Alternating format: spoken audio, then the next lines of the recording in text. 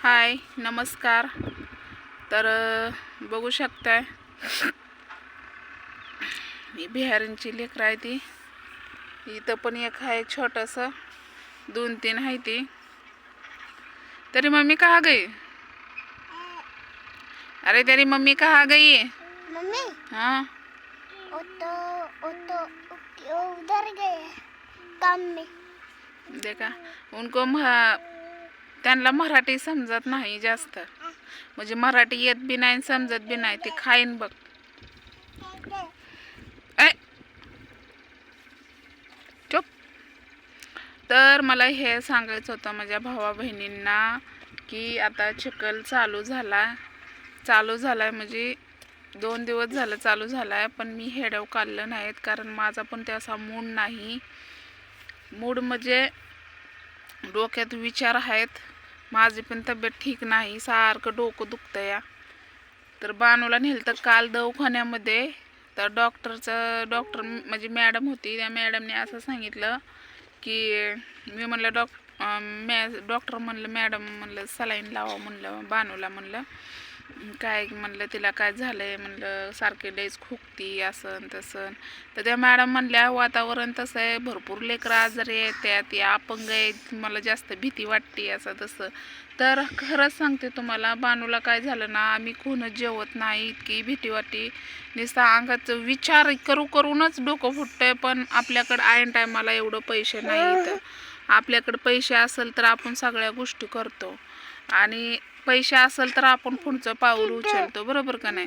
तर मी कुठं नेलतं, जीवरला नेलतं, पण सरकारीमध्ये नेलतं. कारण सगळं दवाखानं करून थकून गेलती मी, औषधं आणून थकून गेलती मी, तरी पण बानूचं काय राहीना. मग शेवट कोण तर म्हणलं की सरकारीमध्ये एकदा दाखवा, असं खोकला सर्दी सरकारीमध्ये सुद्धा चांगल्या योजना आहेत. मग सरकारीमध्ये नेलं. तर सरकारीमध्ये बानूला दोन्ही दंडात इंजेक्शनं दिली आणि खोकला आता कमी आलाय बऱ्यापैकी. तुम्ही बघितलाच असेल कालचा हेडव, पण पूर्णपैकी नाही का आता मी पण सुकल्यावनी तुम्हाला दिसत असेल, कारण 2 दिवस झालं आमचं काम चालू झालंय. आणि विचार करून का नाही मीच आजारी पडन का असं झालंय, कारण आता एवढ्या दिवसातनं काम आपण करायला लागलो, एकदमच पूर्ण दंडन हिन दुखायला लागले. तर कितीही लेकरं आहे ती माझी बानू अशी असते तर मी आणली असती का नाही सांगा बरं, चांगल्या शाळेत टाकली असती. पण आता काय करायचं, देवाने वनवास केल्यासारखं चौकूनच केले तर या. पण मी काय म्हणते, माझ्या बानूच्या बाबतीत तसं नव्हतं व्हायला पाहिजे. पण असं म्हणून उपयोग नाही, जे देवाने घडवलंय तसं दिलंय. भरपूर लेकरं आहेत अशी, भरपूर. असं काय नाही की माझ्या चिखलीचं झालंय असं पण काय नाही, भरपूर लेकरं आहेत.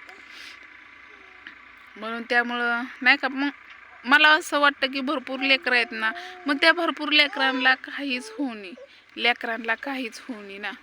मग अंग असं थरथर कापतंय. ए किधर गई ती? बघू शकते तुम्ही लेकरं. बघा ही 2 जणी आणि इथं एक छोट, अशा 4 जणी बहिणी आहेत त्या वाटतं. 4 पोरीच आहेत त्या. तर बसली होते, आता जायचंय मला रानातच म्हणते ह्याच्यात ते राबीट हे टाकायचंय ना,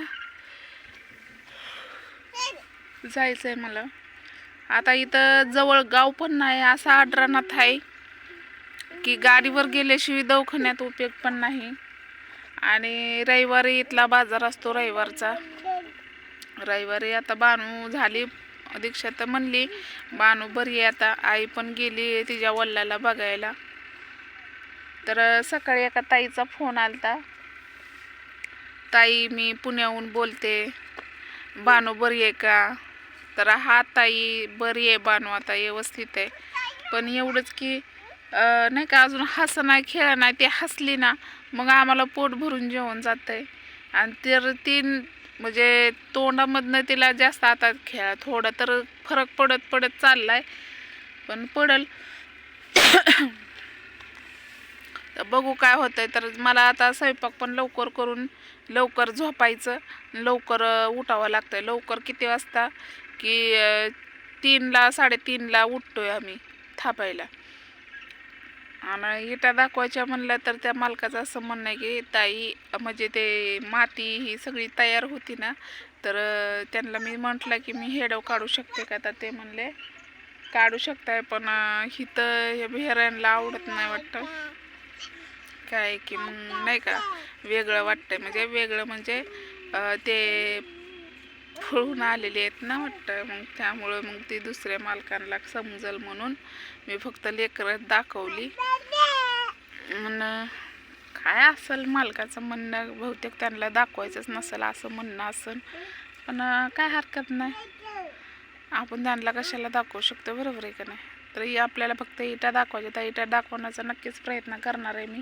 तर आपण या खोलीत राहतोय तुम्हाला माहिती आहे. आता मी उठले म्हणजे थोडं झोपले होते, बानूला फोन केला, बानू ठीक आहे, मग आता मी चालले. एवढं सरपण आणलं माझ्या इकली पुरतं, आणि आता हे करून घेते, भात थोडासा करते, गिळभर खाते आणि झोपते, आणि तिथनं परत 3 वाजता उठते.